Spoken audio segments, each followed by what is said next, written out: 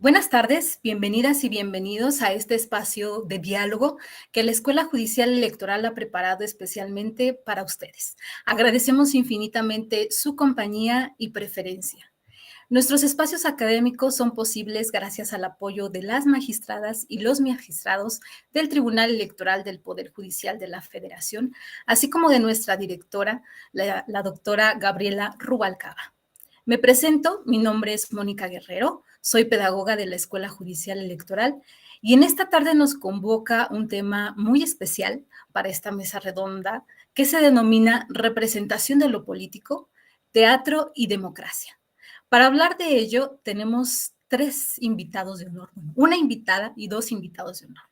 Carlos Alexis, actor, conductor y cabaretero, Fabiola Llamas, directora artística de Tejiendo Redes AC, y Luis Arturo García González, del Sistema de Teatros de la Ciudad de México. Muchísimas gracias a Fabiola, Carlos y Luis Arturo el haber aceptado esta invitación. Y bueno, les comento un poco, la dinámica van a ser 15 minutos de participación de cada uno de ellos en torno a este tema de la relación entre el teatro y la democracia. Posteriormente vamos a tener una ronda de preguntas o dudas, comentarios que tengan las personas que nos visualizan por medio de nuestro canal de YouTube. Y luego una réplica de 10 minutos aproximadamente para responder a estas dudas, comentarios o alguna anotación que tengamos ahí de las participaciones que se vayan desarrollando, ¿no? Para generar un espacio más ameno. Y bueno, muchísimas gracias por atender a esta solicitud de estar el día de hoy con nosotros. Y bueno, vamos a empezar.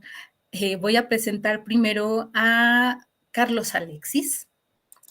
Carlos es actor, conductor y cabaretero, egresado de la Escuela Nacional de Arte Teatral del Instituto Nacional de Bellas Artes. Comienza su carrera realizando cápsulas de comedia en Televisa en el año 2011 bajo la producción de Alexis Núñez.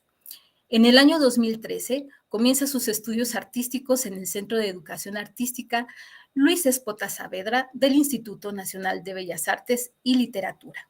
A la par, toma talleres de improvisación y actuación en el Centro de Capacitación Artística Expresión.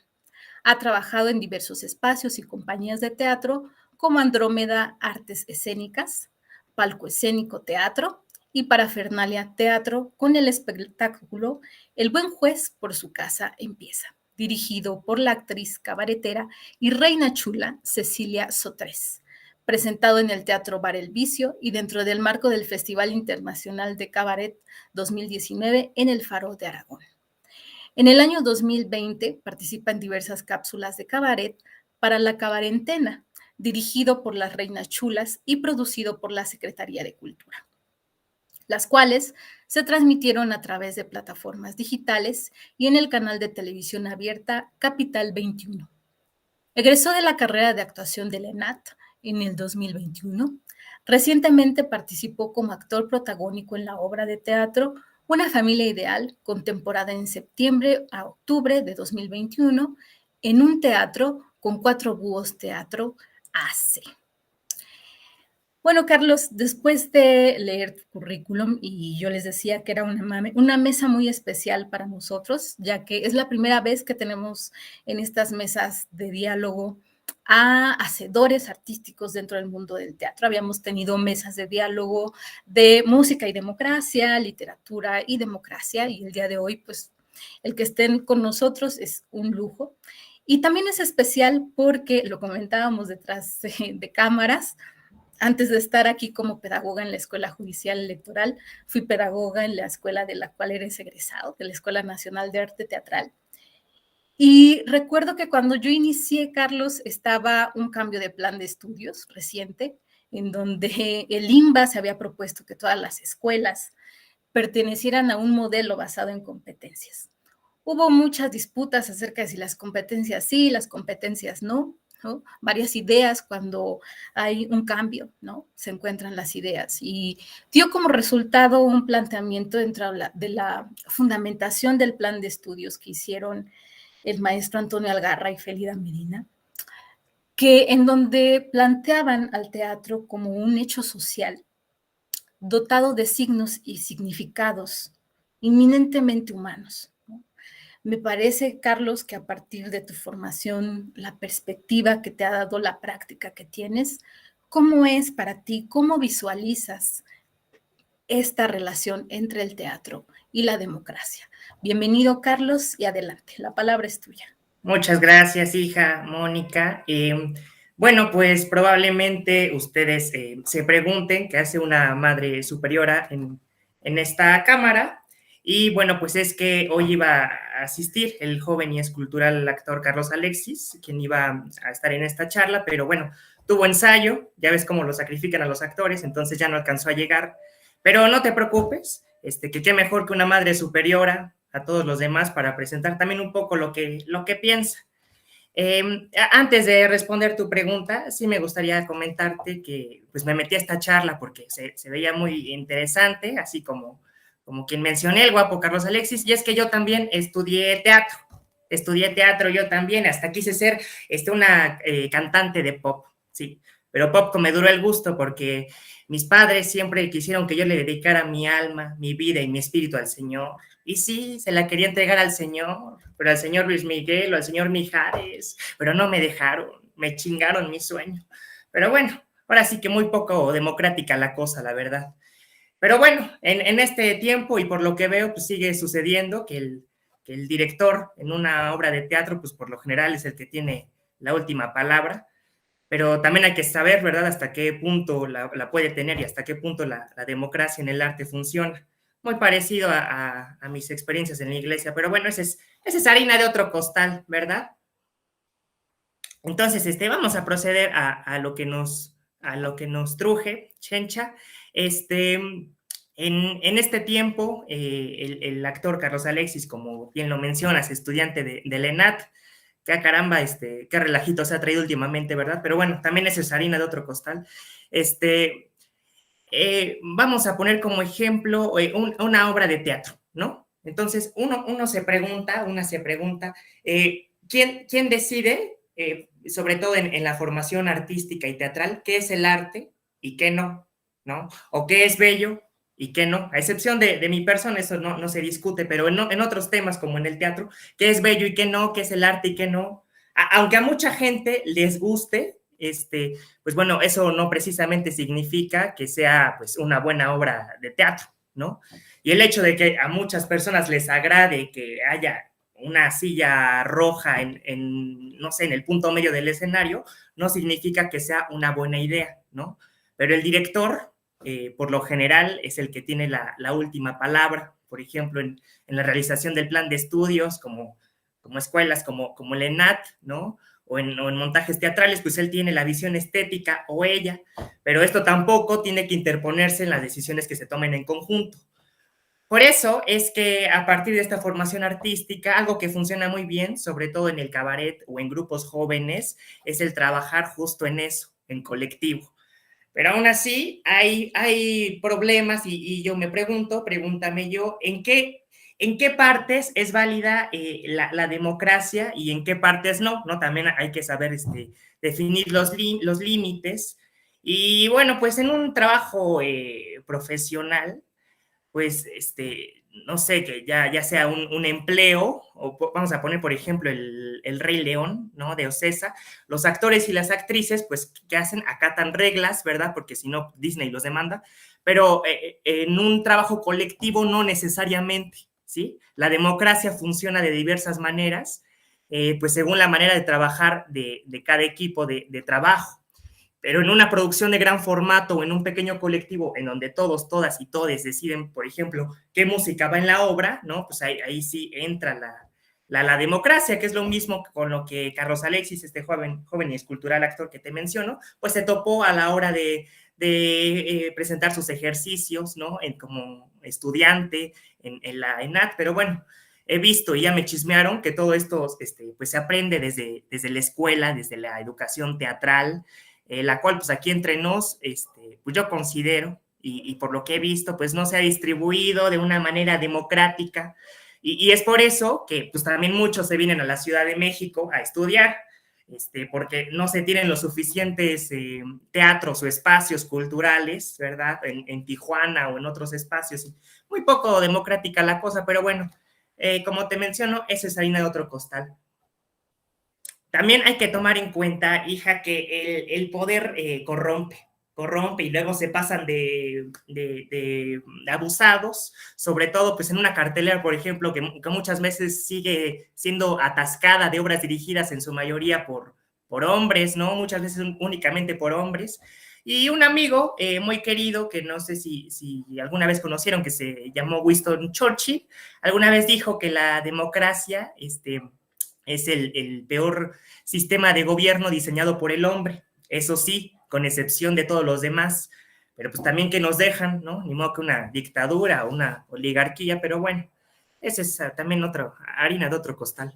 Por ejemplo, en el caso del ENAT, como me mencionas, hace poco se tuvo que entrar otro director, ¿no? Obviamente o directora, porque así la convocatoria lo decía, obviamente, pero pues qué raro, ¿verdad? Que quedó un director en tanto hombre y pues se hizo un desmadre después porque pues ahí hubieron denuncias de acoso laboral y todo, y ahí fue cuando los jóvenes estudiantes, pues a través de sus publicaciones y reflexiones, pues se dieron cuenta de que esa decisión de quién tenía que ser director o directora se tenía que tomar en conjunto con los estudiantes, porque son quienes conocen cómo está la escuela, cómo está la situación, ¿verdad?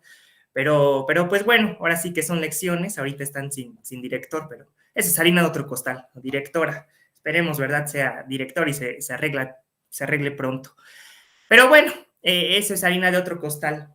Todos, todas y todes, los espectadores de este bonito arte, pues tenemos derecho a acceder, además de la educación, al teatro, a los espectáculos y de manera gratuita.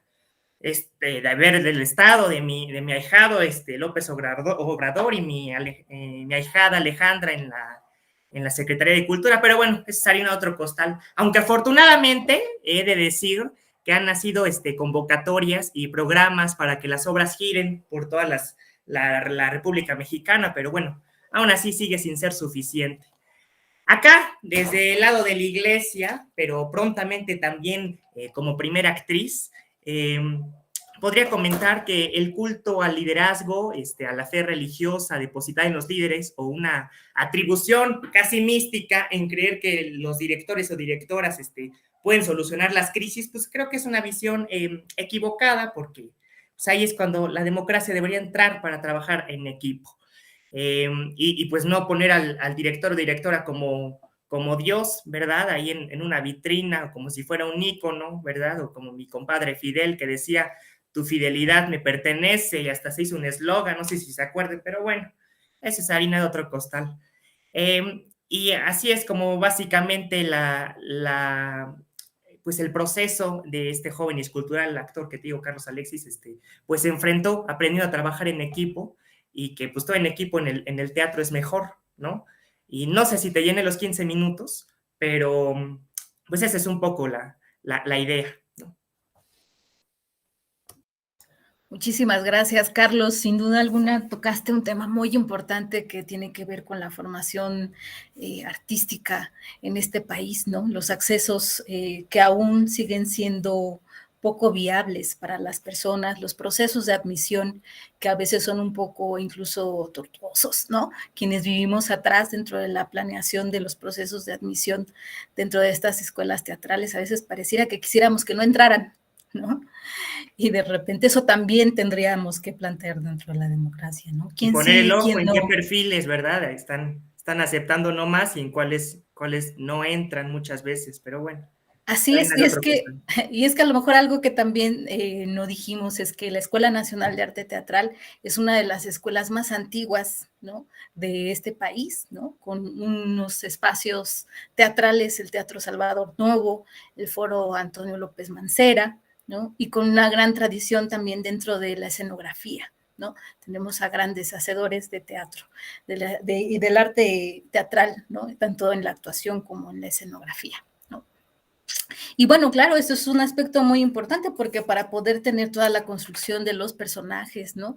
Para que el público que estamos ahí, entremos en contacto con esta atmósfera, entendamos la estructura de un personaje, está detrás de todo esto una gran formación que sin duda alguna ahorita estás tocando un tema muy, muy importante. Muchísimas gracias, Carlos. Ahora tenemos con nosotros a Fabiola Llamas. Muchísimas gracias por estar aquí. Me voy a permitir también leer un poquito de tu currículum, y digo un poquito porque sabemos que esto es un pequeño resumen acerca de lo que ustedes hacen, ¿no? Y por el medio del cual nosotros los vamos conociendo un poquito más. Ella es licenciada en literatura dramática y teatro con especialidad en dirección. Dirigió 5 voces en una, de 2013 a 2018, obra seleccionada para participar en la Jornada de Arte y Expresión Femenina. Somos mucho más en La Habana, Cuba, en 2017. Es directora artística de Tejiendo Redes, ciclo de lecturas dramatizadas de jóvenes hacedoras de teatro. Actualmente desarrolla su tesis de la Maestría de Teatro y Cine Latinoamericano y Argentino de la Universidad de Buenos Aires, Argentina. Y bueno, Fabiola, sin duda el trabajo que se realiza dentro de una AC como Tejiendo Redes es fundamental en nuestro tiempo. Y un poco Carlos lo mencionaba un poco, ¿no? Porque tenemos un director en vez de una directora, ¿no? En un espacio en donde se ha complejizado justo la relación académica, laboral, etcétera, del teatro, ¿no? En donde las mujeres hacedoras de teatro dentro de esta asociación civil integran espacios de encuentro entre creadoras para compartir e intercambiar no solamente proyectos, sino toda una cosmovisión del hacer artístico desde una perspectiva, como ustedes lo señalan, sorora. ¿Cómo visualizas bajo esta mirada que te ha dado la experiencia de tejer redes el comenzar con nosotros esta charla para entender la relación entre el teatro y la democracia? Adelante, Fabiola, la palabra es tuya. Gracias, buenas noches.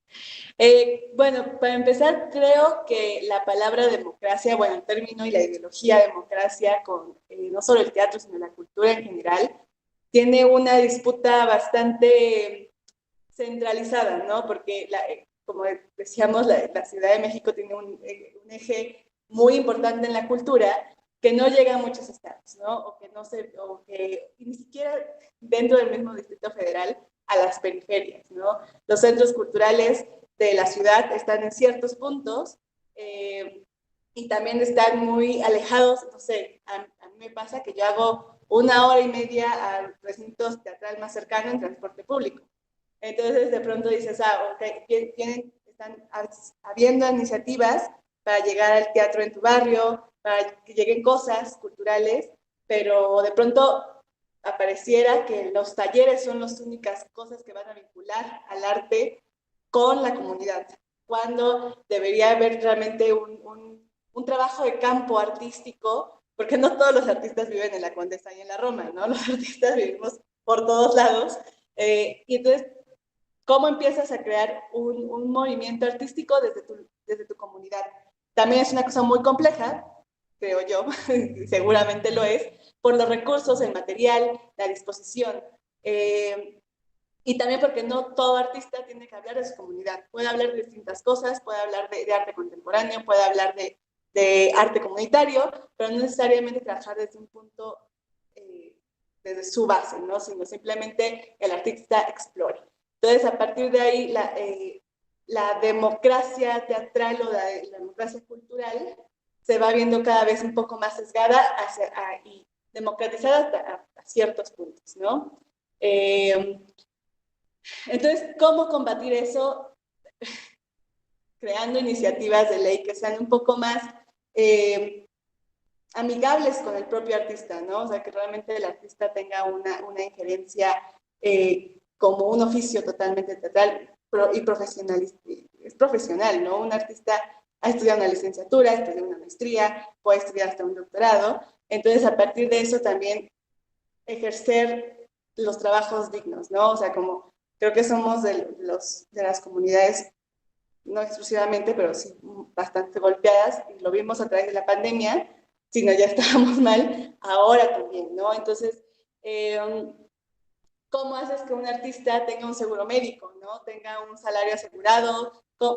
El cómo se va a democratizar la cultura y el teatro, creo que es una idea que no solamente tiene que ir hacia afuera me refiero a la generación de públicos, sino también hacia adentro, ¿no? El cómo nosotros estamos estructurándonos. Bueno, yo formo parte de Tejiendo Redes. Tejiendo Redes surge en Buenos Aires, Argentina, en el 2018. Y el por qué surge bueno, Susana Meléndez y yo estábamos haciendo la maestría allá, y allá ahorita en una movida feminista, como en todo el mundo, muy grande, ¿no? Allá está en el punto de legalizar el aborto, y por bueno, la primera ley que no pasó, que fue muy significativa en América Latina. Entonces hay un movimiento social de mujeres, ¿no? Y de crear espacios seguros, ¿no? También creo que el sector cultural viene de espacios muy patriarcales y muy jerárquicos, y entonces la necesidad de crear nuevas formas para llegar al público, ¿no? Para crear nuevos discursos. También creo que actualmente se habla de una democratización de discursos. ¿Por qué? Porque empieza a haber más mujeres en la cartelera, empieza a haber más mujeres montadas como dramaturgas.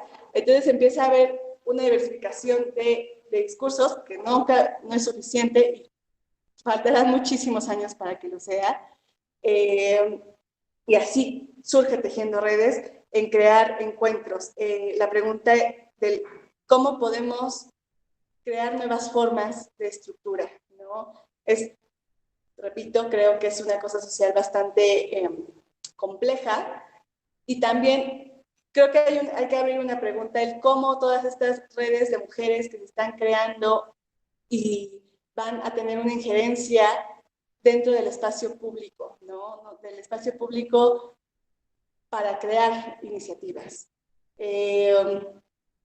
Porque no solo es, yo lo considero al menos así, que los artistas no solo somos un sector, somos una parte que le da ritmo a una cultura nacional, ¿no? Entonces lo que nos pasa a nosotros debería también resonar dentro del tejido social.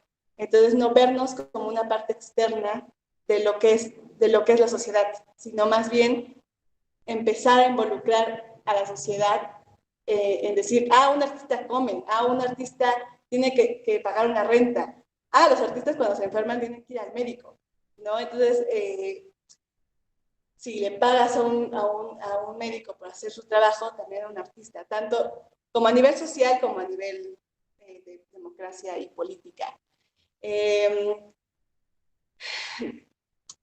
¿Cómo nos atraviesa la idea de democracia como mujer, como creadora? Creo que es una dualidad que tiene que irse empezando a integrar, ¿no? Porque realmente, si nosotros como artistas no empezamos a exigir derechos, ¿cómo va a llegar la democracia social hacia nosotros? Y nosotros, ¿cómo vamos a exponerla hacia las personas que están involucrándose? Porque nada de lo que es político nos debería ser ajeno, ¿no? Como a sí mismo lo que es humano nos hace ajenos como artistas, tampoco lo que es política, porque somos sociedad y somos política, y van de la mano cuando se ejercen los derechos. Y se ejercen y también se buscan y se encuentran. No sé si contesté un poco la pregunta de lo que es la democracia y el teatro, porque es una pregunta creo que muy compleja, porque va en torno a un tejido social que también va teniendo muchas capas, ¿no? La democracia cultural no es igual dentro del centro del país, que es igual en el sur de la Ciudad de México, o en el sur del país, o en el norte. Entonces tú dices, bueno, vivimos muchos tipos de democracias, cuando la democracia debería ser una, ¿no? Y tendrías que tener el derecho de decir, voy saliendo de trabajar, voy a ir al teatro, y no decir como, no me alcanza para la entrada, o tengo que hacer 3 horas de regreso a mi casa, ¿no? Entonces la democracia cultural va acompañada de muchas leyes sociales y de un cambio también de forma de consumo y de cómo se ve, ¿no? es muy, muy extraño que siendo una metrópolis tan grande, no tengamos una calle dedicada solo a las artes, a los teatros, ¿no? O sea, que todos los teatros estén en distintos puntos, cuando deberíamos tener varias calles dedicadas al teatro o centros culturales que estaba viendo que terminaron la llamada, o centros culturales en cada colonia, ¿no? En cada barrio. También creo que los pilares actualmente son, o los semilleros también son una gran iniciativa que no debería quedarse solo en talleres, ¿no? Que debería quedarse también en montajes, en creación. ¿Qué tal cuando llegas con un niño y ve una obra de teatro y empieza a cuestionarse cosas? Ahí es donde se tiene que hacer el trabajo de campo, ¿no? Y actualmente nosotros trabajamos mucho con mujeres para hacer visible su trabajo y exigir un cambio desde la sororidad, ¿no? Todavía no sabemos si realmente vamos a tener una injerencia, pero nosotras dentro de nuestra propia postura política la estamos teniendo, ¿no? Entonces eso es un poquito de lo que puede ir generando la forma democrática y el cómo la vivimos, ¿no? También. No sé si abarque los 15 minutos tampoco, como menciona la madre superiora, pero ya. Vamos bien, vamos a democratizar también este espacio y este horario. Muchísimas gracias, Fabiola. Esto que comentas acerca de la democratización de las voces, ¿no? Me parece algo esencialmente importante, ¿no? Tocas temas como el de los espacios geográficos, ¿no? Porque estas voces, al ser escuchadas, no solamente es como la voz del centro, ¿no? De la Ciudad de México, en donde existen los grandes teatros, el Teatro Cultural del Bosque, ¿no? O, por ejemplo, la Escuela Nacional de Arte Teatral con los montajes de cuarto año, yo me acuerdo, ¿no? Son gratuitos y mucha gente ni lo sabe ni los conoce, ¿no? Y montajes de, bueno, puestas en escena de grandes directores y directoras de teatro, ¿no? Con la oportunidad de tener un espacio escenográfico ahí dentro de su formación, ¿no? Y también está la democratización de las voces de las mujeres, justo como lo comentas, con una visión más empática, ¿no? Hacia adquirir otros espacios, abordar espacios dentro del mundo del teatro, que me parece que pareciera que en pleno año 2021 no tendríamos que estar hablando de estos temas, o sea, estos espacios tendrían que estar conformados, pero sin embargo sabemos que dentro de la práctica, ¿no? Inclusive para el hacer escenográfico que también es parte del arte teatral, a las compañeras escenógrafas les cuesta un trabajo entrar dentro del mundo de los técnicos, ¿no? Yo me acuerdo la maestra Félida Medina, quien se nos adelantó el año pasado en este transitar de la vida física. Ella fue uno de los pilares dentro de la escenografía, y me acuerdo cuando nos comentaba que llegaba con sus pantalones de mezclilla, ¿no? A los foros, al paso de gato, ¿no? Y de repente los técnicos eran así como de, ¿y esta que cuando la bajan, no? O sea, así como y no lo obedecían, ¿no? En realidad, alzar la voz como mujer dentro del mundo del teatro creo que también es algo fundamental, ¿no? Que, bueno, que repito, no tendríamos por qué estar como en busca de esos espacios, tendrían que haberse generado, ¿no? Pero bueno, aquí estamos. Y otra cosa también otro aspecto dentro de esta democratización, algo que decías, el acercamiento que tenemos como público externo, ¿no? De las personas que no estamos dentro del hacer cotidiano del arte, ¿no? Yo recuerdo que cuando iba en la secundaria nos mandaban a las puestas en escena, me acuerdo de la importancia de llamarse Ernesto, ¿no? En teatros ahí que uno decía, híjole, de verdad esto, y eso te contaba para el 10 de calificación, ¿no? Cómo hemos visualizado de este lado como público, como espectadores, ¿no?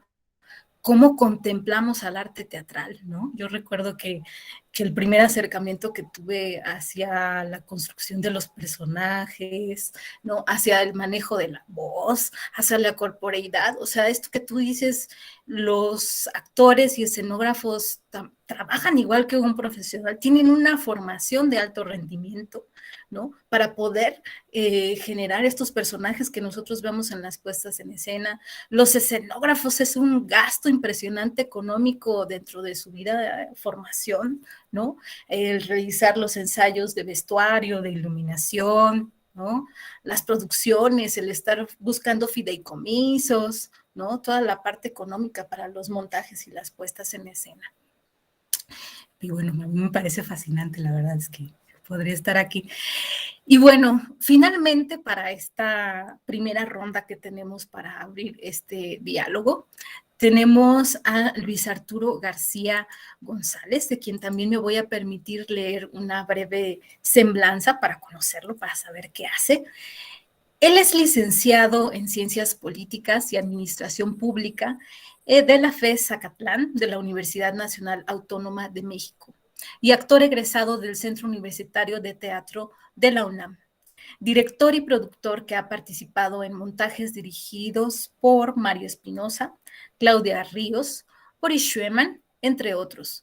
Coordinador de proyectos como Memoria e Identidad en centros penitenciarios de la Ciudad de México, Los Argonautas y Sonidos del Desplazamiento. Fue coordinador del Sistema de Teatros de la Ciudad de México y actualmente dirige las puestas en escena Invisible de Enrique Olmos de Ita y Carnaval de su autoría. Además, es asistente general de la dirección del Sistema de Teatros de la Ciudad de México. Y bueno, Luis Arturo, sin duda cerramos contigo esta primera ronda con tu reflexión y mirada que combina justo las ciencias políticas y el teatro, ¿no?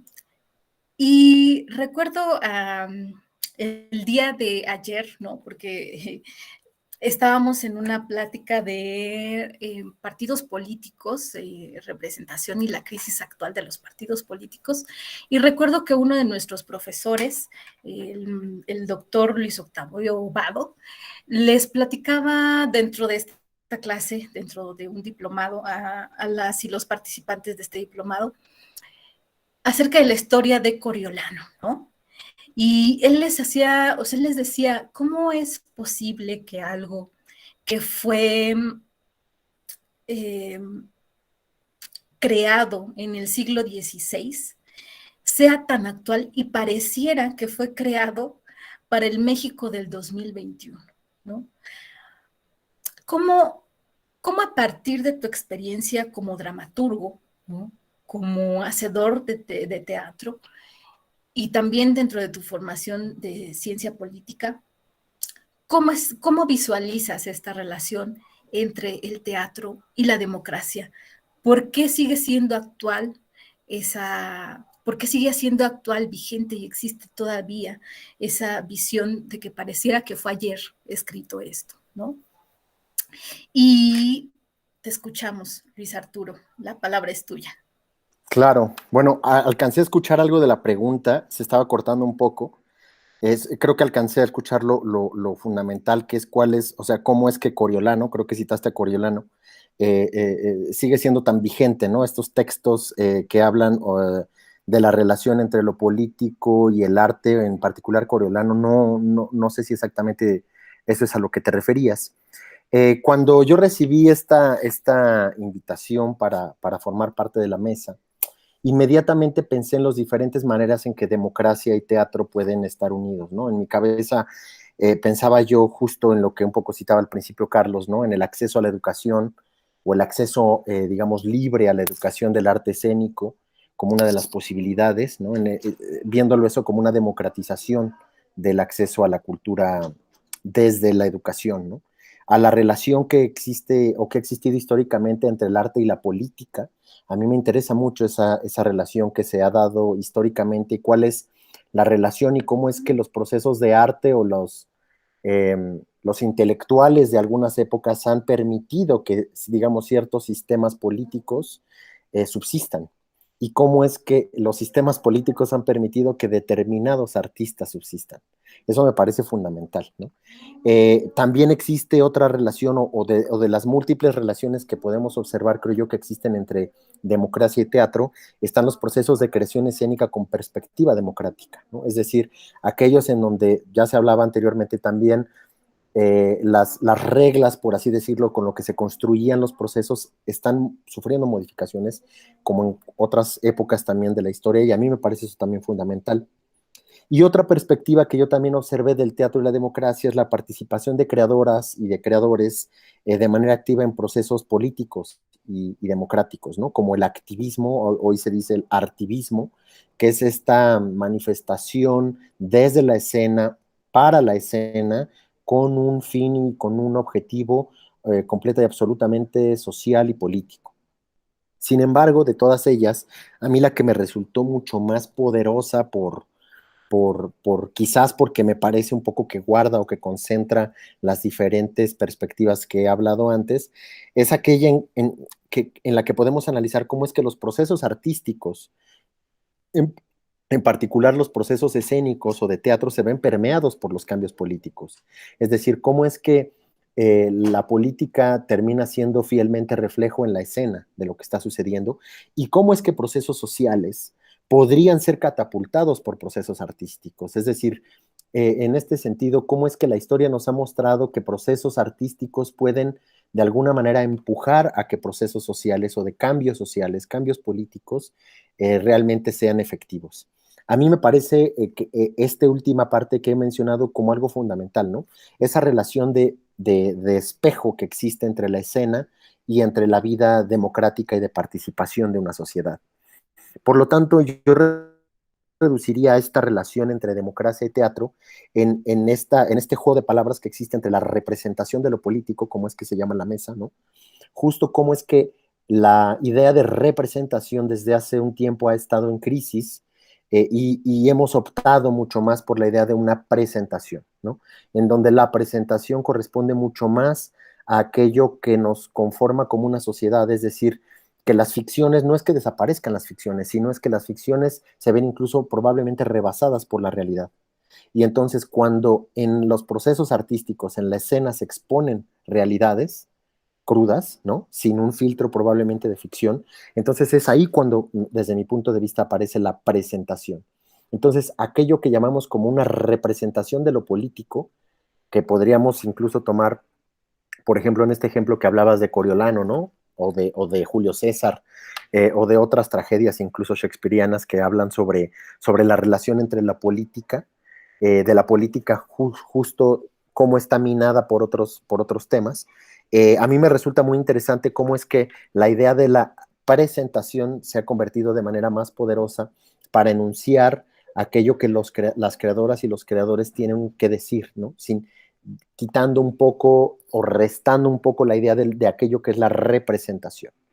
Y por otra parte, un concepto que me parece muy importante, incluso puente, es el concepto de la participación. O sea, me parece que tanto los procesos democráticos como los procesos teatrales o procesos artísticos se han venido permeando mayormente de procesos de participación.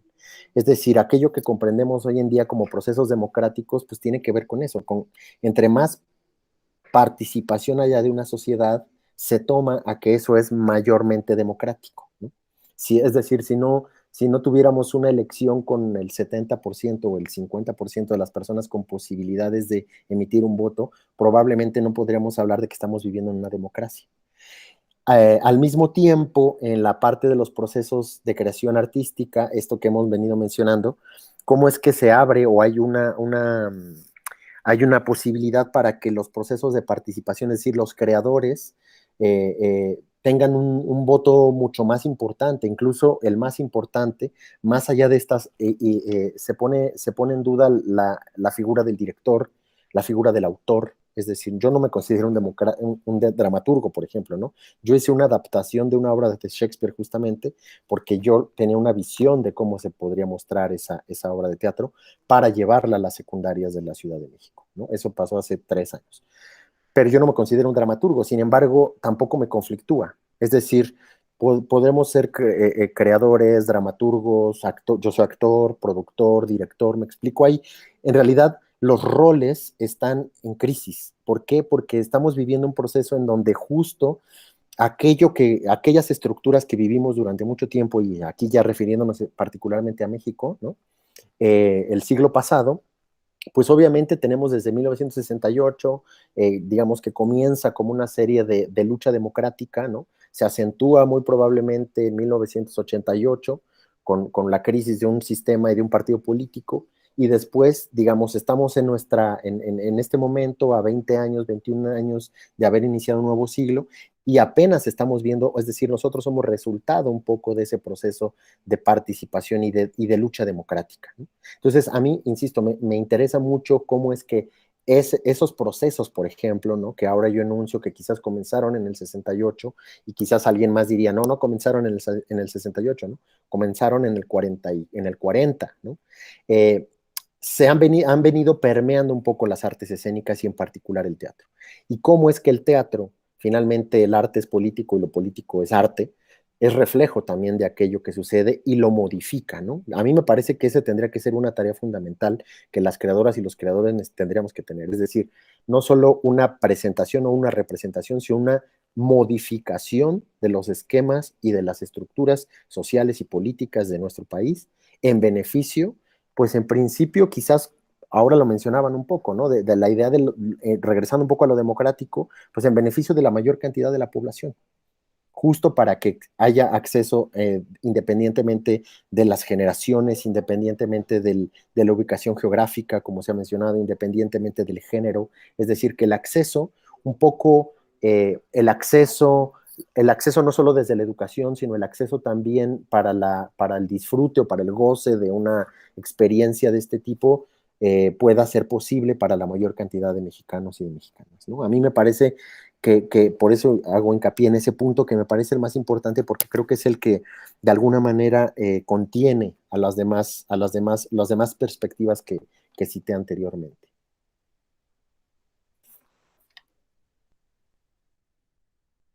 Ok, muchísimas gracias, Carlos.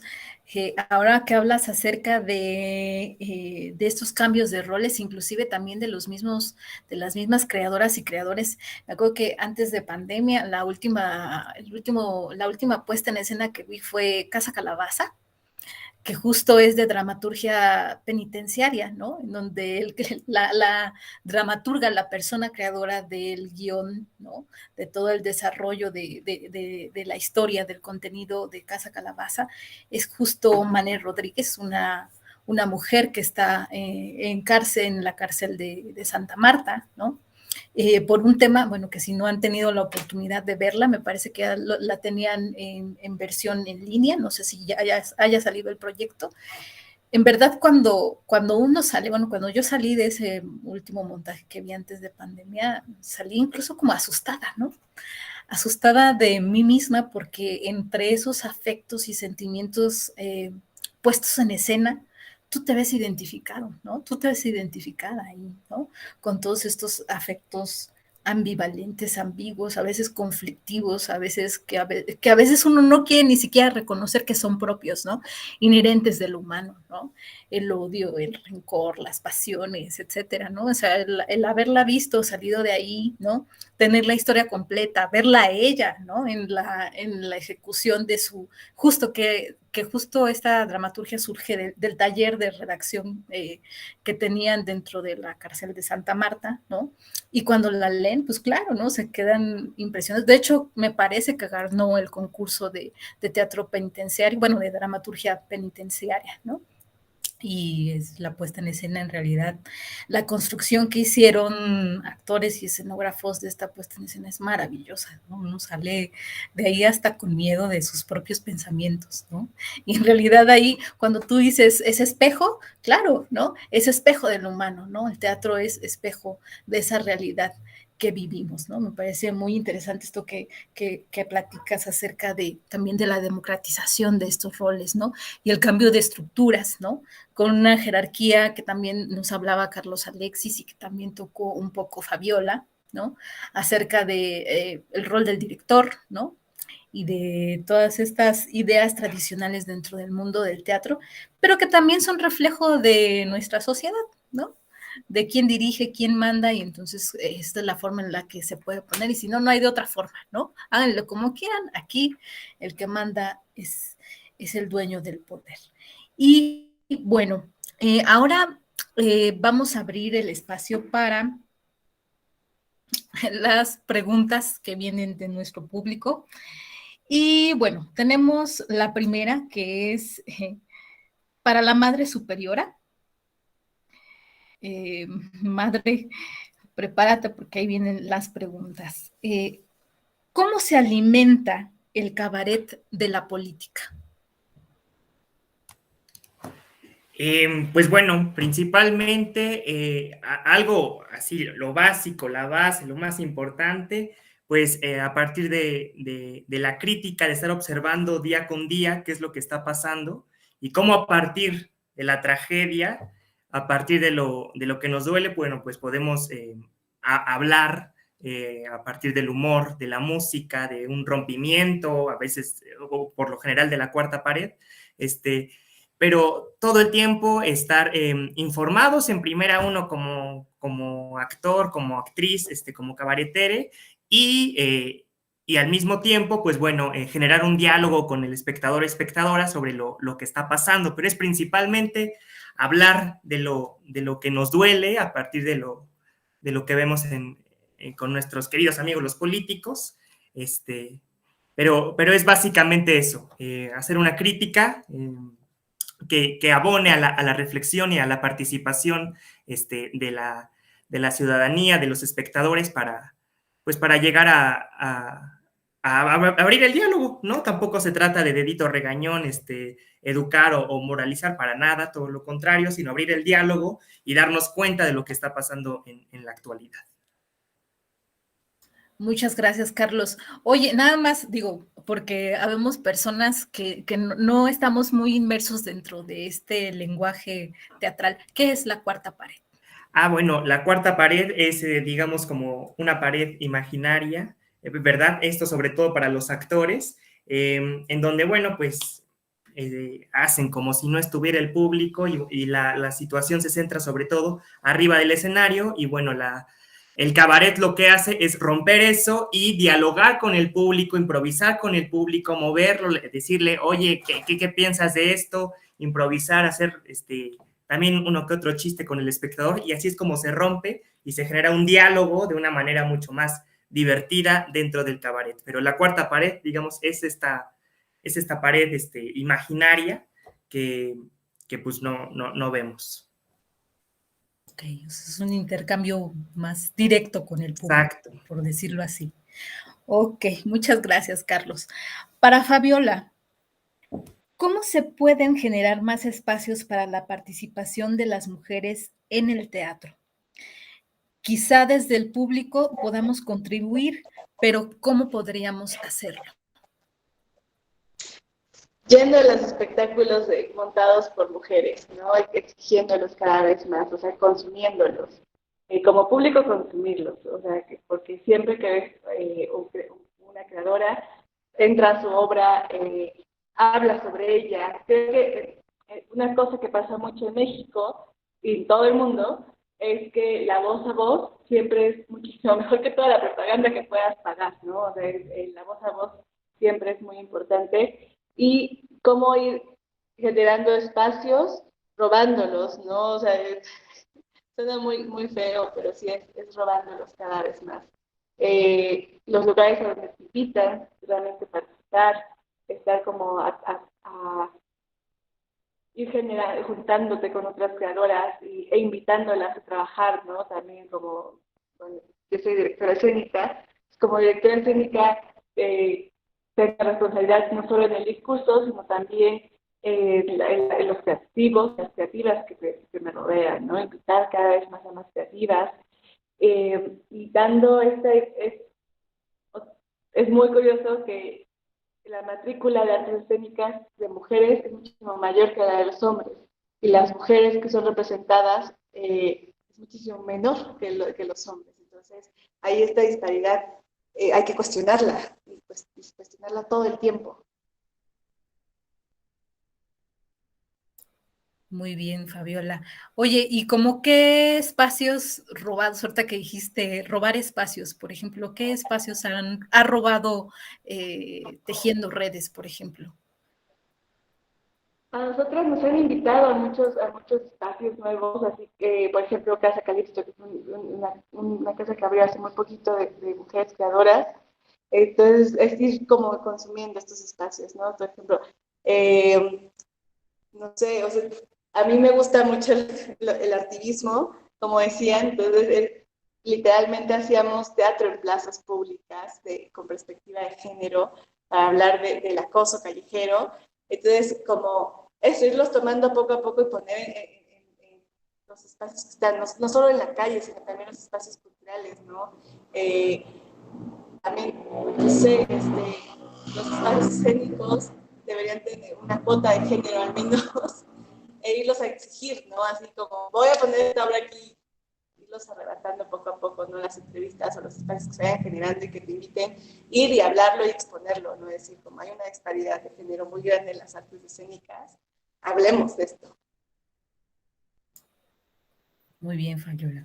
Muchísimas gracias. Tenemos una pregunta más para Luis. Dice, ¿cuáles son los retos desde la dirección y la producción de teatro para acercar al público considerando la posible apatía? ¿Esta invitación entraría en sus funciones? Sí, totalmente. Yo creo que entra en la función de todos los que nos dedicamos o queremos, aunque no nos dediquemos, hacerlo porque es una pregunta que creo que tendríamos que hacernos, ¿no? Todos los involucrados, todas las involucradas, porque sí creo que para llegar a esto que expones o que preguntan como a la apatía, pues habría que preguntarnos cómo es que llegamos ahí, ¿no? O por qué es que llegamos ahí. En particular, el rol o el espacio desde el director o el productor, productora, directora, me parece que, pues, obviamente, entender un espectáculo, al imaginarlo en primer lugar y después al irlo llevando poco a poco hasta que se hace realidad, creo que tiene que estar presente siempre esa pregunta, ¿no? ¿Qué quiere el público? Es decir, no se trata tampoco desde mi punto de vista, de pasar información digerida, es decir, de ser complaciente en ese sentido, de si el público quiere esto, pues le damos esto. Sino se trata finalmente de entender a qué público es al que nos estamos refiriendo, a qué público es al que nos estamos dirigiendo, ¿no? Y en ello creo también que habría que entender cuáles son los procesos de producción de hoy en día. Creo que los maestros o las maestras que tuvimos en las escuelas, como hace rato estabas mencionando, pues son personas que tuvieron una creación o que la mayor parte de su trayectoria realizaron una creación artística, escénica, con un sistema de producción particular, ¿no? Que ya no es el sistema de producción que tenemos hoy en día.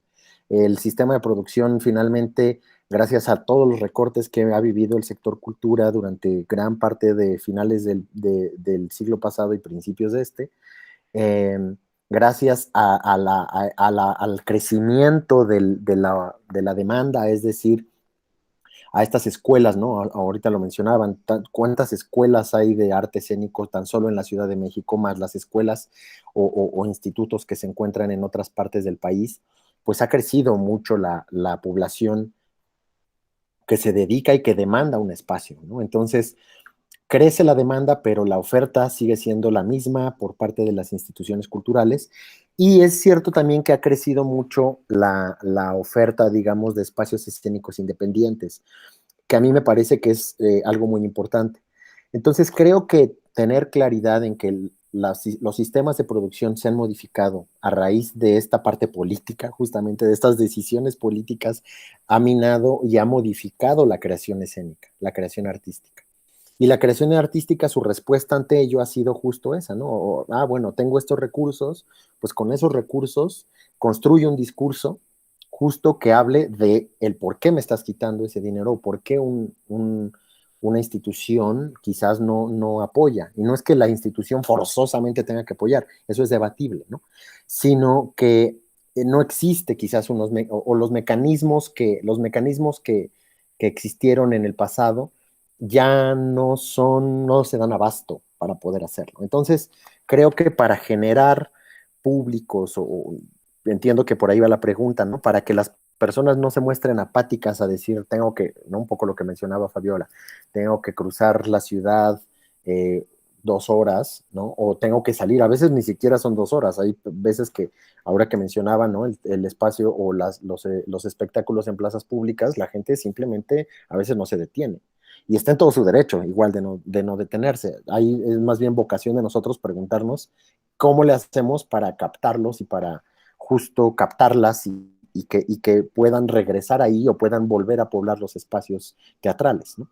Entonces creo que es posible desde la dirección y desde la producción si siempre se tiene claro esa pregunta, ¿no? Que a qué público es al que nos vamos a dirigir y por qué le vamos a decir, para que entonces cuando finalmente el proceso, el proyecto esté culminado o esté en la etapa de proceso de estreno, de mostrarlo o de compartirlo con un público o con los públicos, porque también es eso, son diferentes públicos, me parece que entonces ahí tendremos una pequeña respuesta de si es que acertamos en todo el proceso previo, tanto de dirección como de producción. Muchísimas gracias, Luis. Claro, ante la carencia y la crisis de la falta de recursos se crean nuevos espacios, ¿no?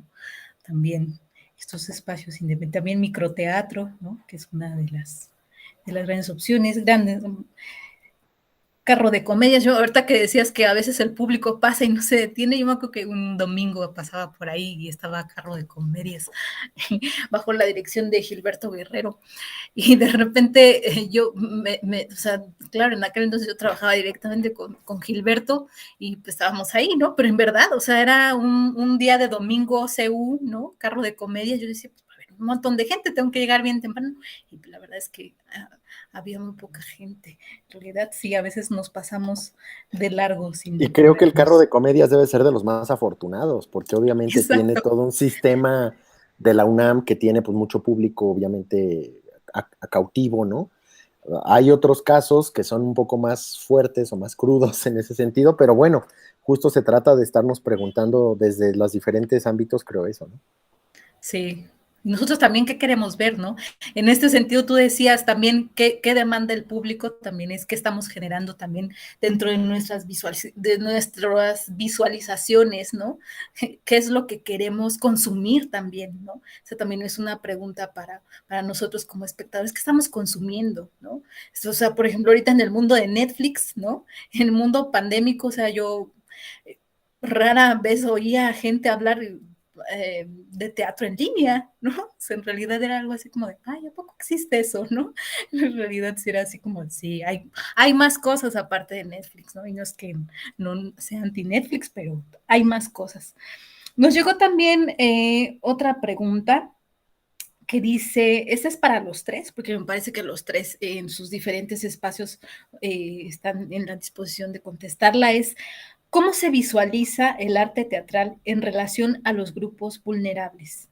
¿Existe la posibilidad de que el gobierno genere programas académicos de mayor fortaleza para el desarrollo artístico a nivel profesional de los grupos vulnerables?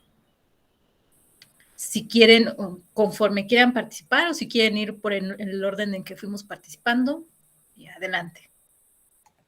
Vi a Luis Arturo muy apuntado. Adelante, hijo. A ver, la tomo. A ver, la primera parte es cómo, es que es una pregunta grande, ¿no?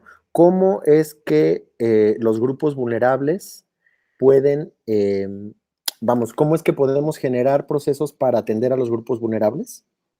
Yo la entendí también en ese primer momento, cómo visualiza el arte teatral esa relación entre los grupos, con los grupos vulnerables, pero también la siguiente pregunta es si existe la posibilidad de que el gobierno genere programas académicos de mayor fortaleza para el desarrollo artístico a nivel profesional. Entiendo que es para las personas que se están formando dentro del arte teatral, ¿no? Sí, pero que pertenecen a grupos vulnerables. Sí, creo que en relación a la primera pregunta, y la contesto rápido para que pues, se genere más bien un diálogo, creo, es, pienso que el arte teatral, desde mi punto de vista, o desde como lo veo ahora, se relaciona o se está relacionando cada vez más con estos grupos vulnerables, a mí me parece, ¿no? O sea, que cada vez conozco a más personas, yo mismo lo hago, más personas, compañeras y compañeros, estamos trabajando con grupos que pertenecen o que se engloban como estos grupos vulnerables, es decir, quizás personas privadas de su libertad,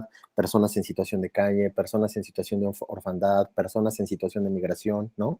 Son aquellos grupos que creo que entre más, me parece algo que cada vez se está trabajando más y a mí me parece muy positivo porque justo está hablando del retrato de esta sociedad y de las crisis que estamos viviendo en este momento y que es necesario enunciar y dar un punto de vista quizás distinto, ¿no? De esa realidad desde la escena o desde las escenas. Y en relación a la segunda pregunta, o bueno, el complemento de esa pregunta sobre si el gobierno puede generar procesos académicos para que los grupos vulnerables se profesionalicen, creo que por ahí va, pues me parece que es un poco más complejo, ¿no? Porque en realidad hablaba en la parte anterior que pues habemos y seguirán habiendo cada vez más compañeras y compañeros que están saliendo, egresando de las escuelas, ¿no? Eso es un problema por un lado y no por otro, ¿no? Porque es un problema en el sentido de que hablaba yo de la oferta y la demanda, muy capitalista fue mi intervención, pero ¿no? O sea, tenemos una demanda de espacios y una oferta muy poca, ¿no? O sea, participan 500 proyectos, 600 proyectos a veces en las convocatorias y es cruel y duro saber que hay muchas compañeras, compañeros, compañías, procesos que valen la pena, que no pueden acceder a los espacios por la poca, eh, la poca cantidad de grupo, de espacios que existen, ¿no? Entonces, me parece que es algo democrático, hablando del tema, que todos y todas podamos tener acceso a la educación artística, ¿no? Y a una educación artística profesional. Me parece hoy algo complejo porque la situación, es decir, hay lugares en el país en donde no hay ni educación primaria, ¿no? Entonces, para hablar de una educación artística, obviamente, lo mencionaba, creo que fue Carlos al principio, pues se tienen muchas veces que desplazar, ¿no? Se tienen que desplazar a la Ciudad de México o a los centros culturales para poder tener algún tipo de taller, como lo mencionaba Fabiola, pero para tener a largo plazo una, una, eh, una formación profesional, yo pienso que es posible y es deseable, pero que en este momento me parece que es complejo, o sea, que tendría que ser una construcción en este momento para tener una respuesta a mediano plazo, ¿no? Porque los procesos, pues eso, primero creo que tendríamos que asegurarnos de que obviamente hubiera acceso a la educación básica, acceso a la educación artística desde la educación básica y posteriormente continuidad y muchos más centros en los otros estados y en los lugares de la Ciudad de México o en sus periferias con la oferta para que esas personas que hayan tenido desde su escuela primaria o secundaria la formación artística de calidad puedan entonces escoger dedicarse a la música, a la pintura, ¿no? Al canto, a la danza, al teatro. O sea, me parece que es posible, pero creo que son una de los pendientes que tendríamos, ¿no? Esto, facilitar que las personas de grupos vulnerables aún más puedan tener acceso a ello. Eso es lo que yo pienso. No sé qué piensen mis compañeras y compañeros. Sí, bueno, y también en el trabajo, por ejemplo, en el cabaret con grupos vulnerables, creo que un gran ejemplo es César Enríquez Cabaret, que, por ejemplo, actualmente, a partir del apoyo del sistema de creación que antes era el FONCA, bueno, pues es que puede trabajar con instituciones o asociaciones como la Casa de Muñecas Tiresias, que es una asociación civil, en donde pues se puede generar un proyecto, pero gracias al financiamiento también del sistema de apoyos a la creación. Y creo que es un trabajo importante, relevante, que se tiene que mencionar, que se tiene que estar haciendo, porque gracias a este apoyo es que sucede, y a veces no basta.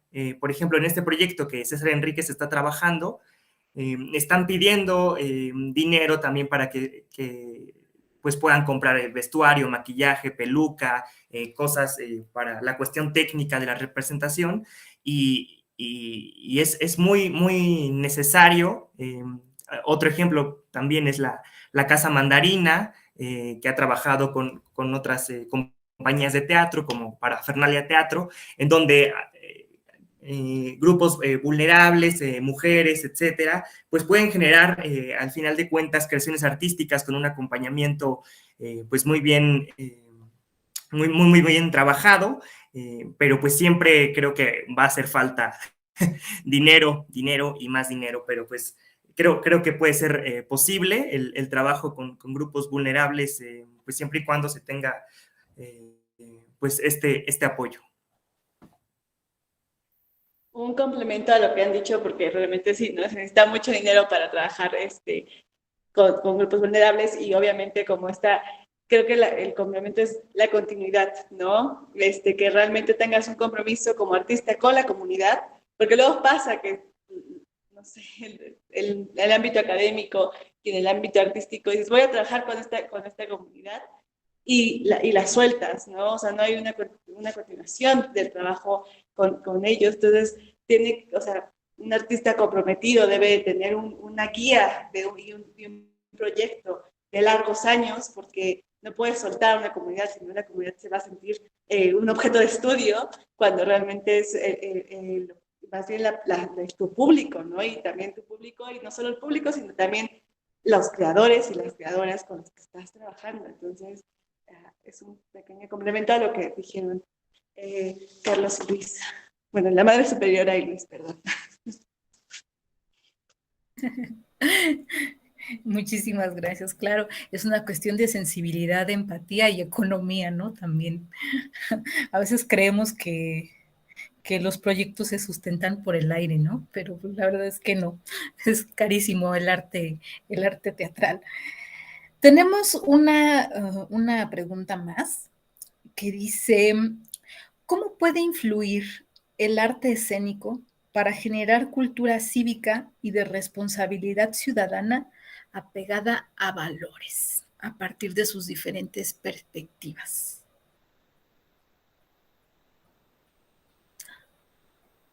Madre, ¿deseas tomar el uso de la palabra? Si quieren, empiezo ¿O un quién poco. inicia? Quería la Adelante. compañera, adelante. ¿Cómo influye? Bueno, la cultura en sí, creo que los medios es muy importante para crear una cultura de lo que sea, ¿no? Una cultura del arte, una cultura higiénica, siempre se va a acompañar de los proyectos artísticos, en este caso también del teatro, ¿no? O sea, como que a nivel, por ejemplo, vamos a los griegos, eh, la cultura que se impartía o cómo controlabas a la ciudad o cómo imponía ciertos valores, se hace a través del arte, ¿no? ¿Por qué? Porque el arte es un consumo que genera cosas, ¿no? O sea, por ejemplo, voy a decir un ejemplo bastante extraño, para mí que es más extraño, la narcocultura, ¿no? Las series de narcos actualmente que se están dando, es una ramificación cultural de un evento determinado, ¿no? Entonces, a nivel democrático, también la cultura del voto va acompañada de despota, va acompañado o sea, el tribunal, ¿no? El tribunal tiene como ciertas ramas en las que mete al arte. ¿Por qué? Porque el arte siempre ha comunicado, ¿no? Como expresión artística, convoca personas. Entonces, para esos lineamientos, sí, o sea, y los valores van cambiando conforme las sociedades, ¿no?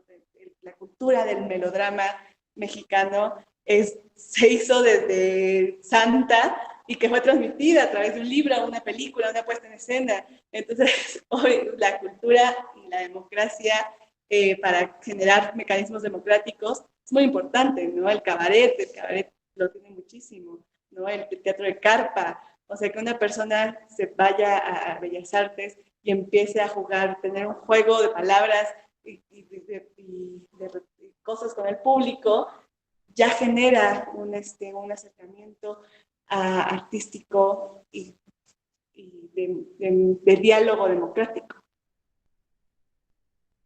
Sí, yo complementaría con que efectivamente pienso, ¿no? Siguiendo el ejemplo que daba Fabiola, yo pensaba en las evangelizaciones después de la conquista, justo como para eso, convertir a las personas que vivían en este territorio hacia otra religión o una religión, como lo hacían a través del teatro, ¿no? O sea, a través de representaciones teatrales que eran estos actos, que todavía se representan, o sea, quiero decir que todavía están ahí, estos son actos, ahora se me fue la palabra, pero quiero decir, por supuesto que el teatro y las artes en general son una herramienta también de modificación y de creación de una cultura. Lo están siendo hoy en día. Y respecto al punto de si pueden generar o dar valores, ¿no? O aportar valores, a riesgo de escucharme, no es que no crea o no piense que el teatro da valores, me parece que sí genera, es un generador también de valores, pero me parece más importante la generación de derechos, ¿no? O sea, en donde claro que hay valores y claro que puede haber incluso obras de teatro didácticas que tengan como esta especie de moraleja en donde se le diga a la persona, ah, ya ves, no hay que hacer tal cosa, ¿no? Pero, y están en su derecho de plantearlas y de presentarlas así, pero me parece que es mucho más potente, además conociendo la sociedad a la que nos estamos enfrentando, y que afortunadamente es así, que sean una posibilidad para ejercer y para difundir los derechos de la ciudadanía, ¿no? Desde los niños, las niñas, los adolescentes, los derechos de los migrantes, los derechos de las personas de la tercera edad, es decir, todos los derechos a los que una persona en territorio mexicano está o tiene facultad o tiene oportunidad de acceso. Me parece que las artes escénicas, de alguna manera, ¿no? No sé si desde el artivismo, puede ser que desde otra manera más, eso, como más ficcionalizada, pueda acceder a ello y los conozca y los ejerza, ¿no? Me parece que una sociedad que conoce y ejerce sus derechos está en vías mucho más claras de poder, ejercer una democracia, ¿no? Entonces sí me parece que el teatro tiene esa posibilidad de hacerlo. No es la única, pero me parece que es una de las artes que lo tiene más importante y yo lo orientaría hacia allá, ¿no? A que fueran los derechos justo para exigir y para todos conocer un poco pues eso, cuáles son nuestros derechos y cómo es que podemos ejercerlos. Claro, y yo nada más agregaría, como dice mi ahijado Luis Arturo, pues alejarnos de esta cosita del dedo regañón por parte de los creadores, de esto sí se hace, esto no, el dedito regañón, que creo que sucede mucho, sobre todo en las pastorelas, que digo, yo debería abogar por ellas, pero creo que esos espacios y esas representaciones se podrían abordar de distintas maneras a partir de lo que ya se conoce y cómo es que hacemos una crítica a partir de estos personajes, pero bueno, creo que hay todavía representaciones que siguen aleccionando y creo que no debería ser así, pero bueno, nada más quería agregar esto. Muchas gracias. Muchísimas gracias a los tres por sus aportes. Hay una última pregunta que dice acerca de cómo visualizan ustedes la falta de apoyo económico en el quehacer escénico que tiene que ver, me parece esta pregunta, con los fideicomisos que ya están desapareciendo dentro del ámbito cultural. Ahí es una pregunta un poco amplia y bastante cruel, me parece también, ¿no? Hablar de este tema, ¿no? Y digo cruel porque hablábamos acerca de que las crisis también han hecho que existan estos espacios independientes, ¿no? Pero también es cruel, ¿no? Esa es una realidad. Entonces, ¿cómo ven ustedes la desaparición de estos fideicomisos para el apoyo a la cultura? Bueno, si quieren, yo empezaría nada más diciendo que esto nos abre un tema que nos llevaría a otra charla o más, porque es el tema de la precarización, ¿no? Que vive no solo gran parte de la comunidad artística o teatral, sino gran parte de una sociedad. Y pienso que, pues sí, es decir, las condiciones finalmente, ahora me regreso un poco cuando estudiamos en la escuela, ¿no? Probablemente, pues seguramente estábamos en el contexto, por lo menos esa era mi familia o mi papá, ¿no? Me decía, oye, pues dedícate mejor a ciencias políticas, ¿para qué vas allá, no?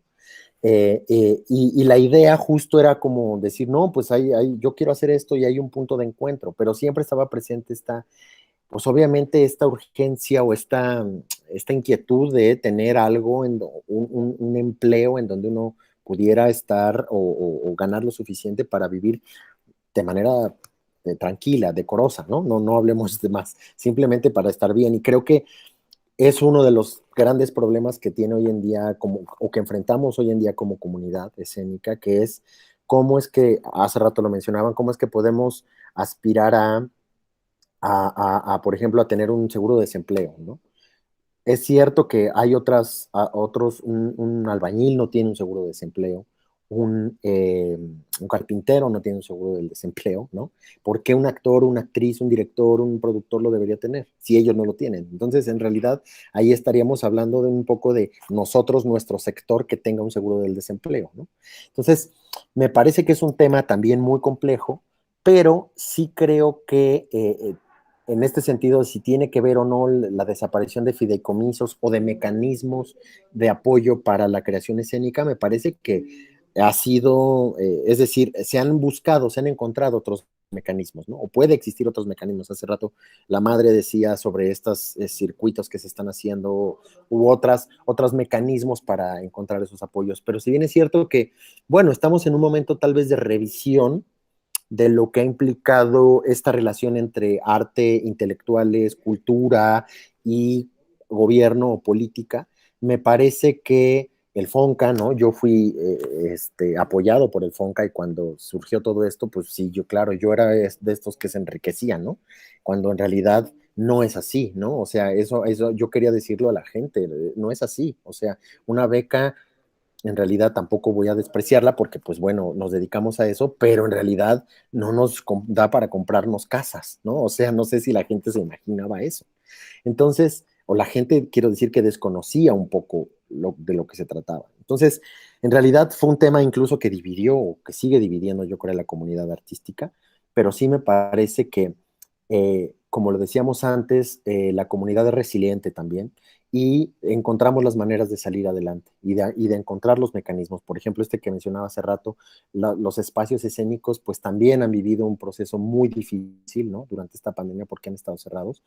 Pero esto que mencionaste, en algún momento nos pusimos o se pusieron a hacer teatro en Zoom o teatro por estos medios, otros ya abrieron, otros encontramos, yo pienso, por ejemplo, mucho en la vocación de teatro en el espacio público, que me parece que tendría que ser una punta de lanza para recuperar y para recordarle a la gente esto de vivir y de alejarnos un poco de estas plataformas de videos digitales, ¿no? Y decir, volvamos a vivir el contacto, ¿no? Con todo y el miedo que puede existir por la pandemia que seguimos teniendo, pero por eso pienso que el espacio público tendría que ser un lugar de encuentro real, en donde pudiéramos accionar y permitir después que volvieran a las salas, ¿no? Entonces, creo que es un tema muy complejo, la cuestión del dinero y de cómo es que podemos salir adelante, y sobre los mecanismos y los fideicomisos, pues sí, fue un golpe, y en realidad no ha desaparecido, sigue ahí con otro nombre, que es el SACPS, ¿no? Pero finalmente nosotros tenemos que luchar desde los diferentes lugares donde estemos para que los mecanismos existan, aunque cambien de nombre, sigan existiendo las maneras para creación y para apoyo de las y los creadores en México escénicos y de todas las artes, ¿no?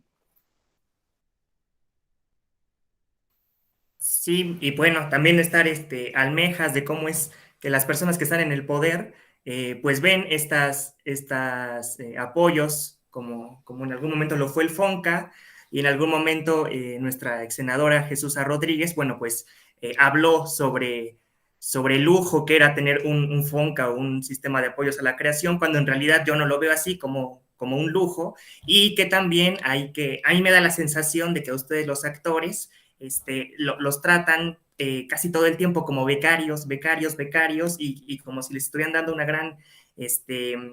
pues una gran oportunidad, ¿verdad? En tanto becarios, y pues creo que no es así, creo que hay que cambiar esa visión, pero principalmente desde arriba, desde quien nos está gobernando. Nada más eso, para no meterme en problemas, ¿verdad? También es una cosa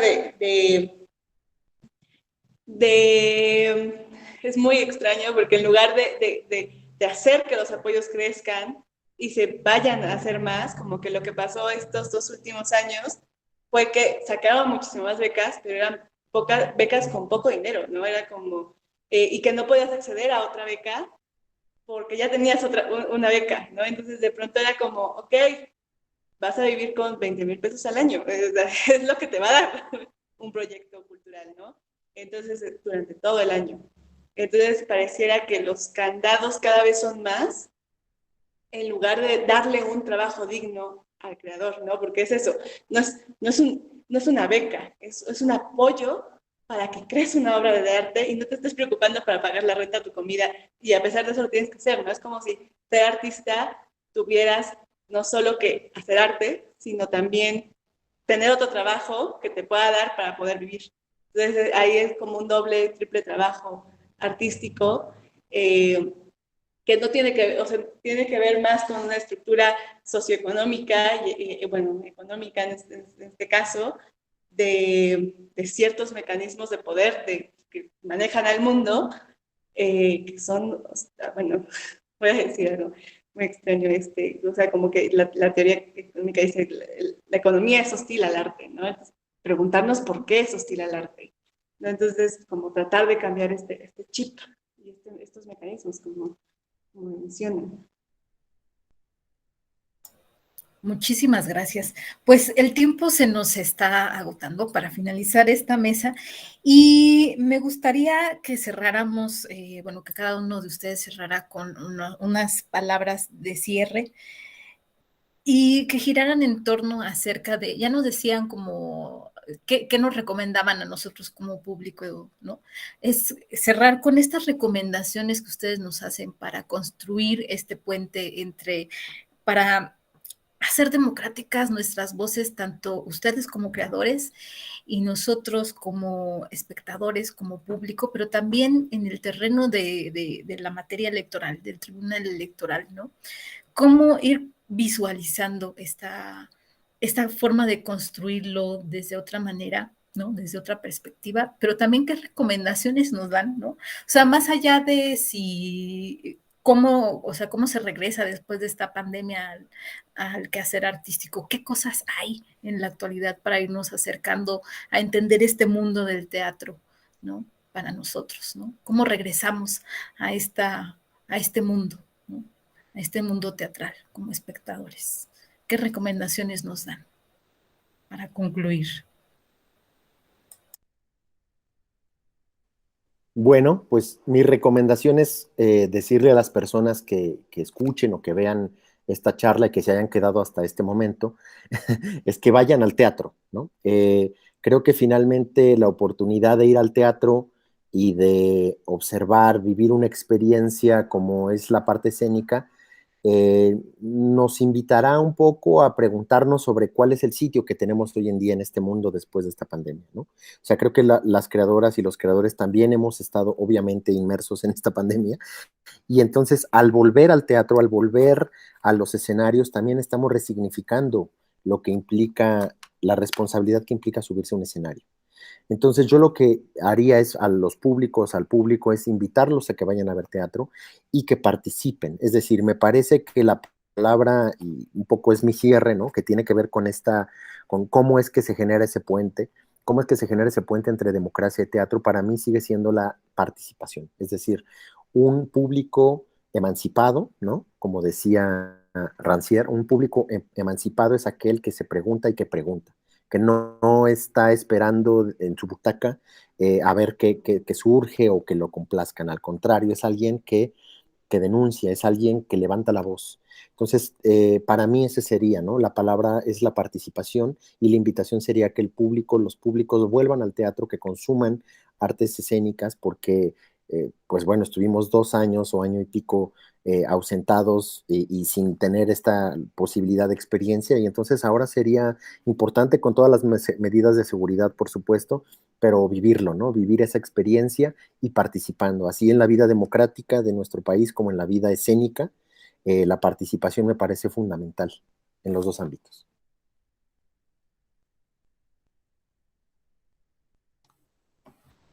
Exacto, y bueno, pues también hay espacios en donde los precios son muy accesibles y gratuitos, entonces pues que se acerquen a estos, y también, muy importante, su opinión. Hay espacios en los mismos Facebook de las compañías o en la página de cartelera de teatro, etcétera, que ahí dejen su opinión, porque creo que así es como se puede generar un diálogo también, aprovechándonos de lo virtual, de cómo es que podemos crecer como creadores y creadoras escénicas, y pues que también la calidad en los espectáculos teatrales pues siempre esté al tiro, como diría la chaviza.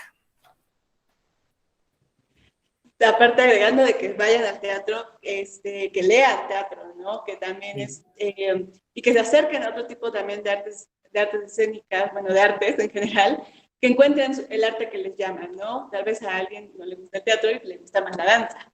Entonces, como que vaya encontrando su arte, y cómo es eso, yendo a los espectáculos, recomendándolos, exigiendo que vayan más espectáculos a su comunidad, ¿no? A su barrio, a su calle, es más, ¿no?